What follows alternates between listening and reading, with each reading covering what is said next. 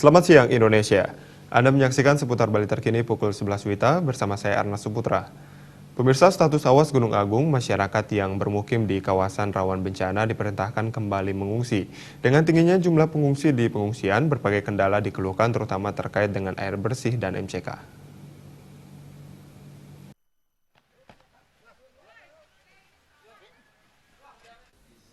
Bidang Keselamatan Satgas Tanggap Darurat Erupsi Gunung Agung Mayor Kap Inyoman Salindra mengatakan terkait dengan keluhan MCK dan air bersih, pihaknya bekerja sama dengan instansi terkait untuk terus mengupayakan melengkapi semua kebutuhan warga di pengungsian, khususnya air bersih.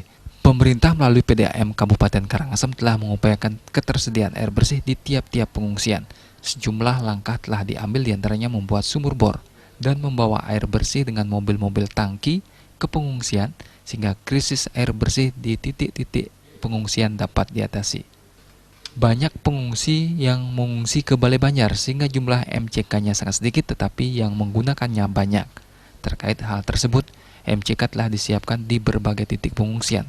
Sejumlah pihak juga telah menyumbangkan MCK portable, juga sudah didistribusikan. Sampai saat ini, 58 MCK portable telah didistribusikan ke titik-titik pengungsian sesuai dengan pengajuan permohonan camat untuk kemudian didistribusikan ke titik pengungsian. Satgas dan instansi terkait sudah saling bahu-membahu untuk membuat sarana dan prasarana di pengungsian, terutama air dan MCK. Terkait dengan yang selama ini mungkin masih ada keluhan tentang MCK dan air bersih, khususnya air bersih dari pemerintah dalam hal ini PDAM Kabupaten Karangasem sudah mengupayakan ketersediaan air bersih di tiap-tiap titik pengungsian.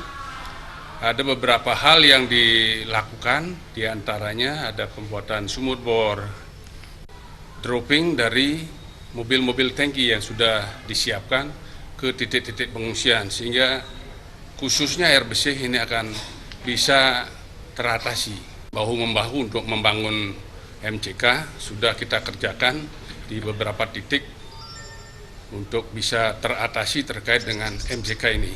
Itu yang sudah kita upayakan khususnya dari Satgas sehingga masyarakat tidak akan nanti mengalami lagi kesulitan tentang air bersih maupun MCK.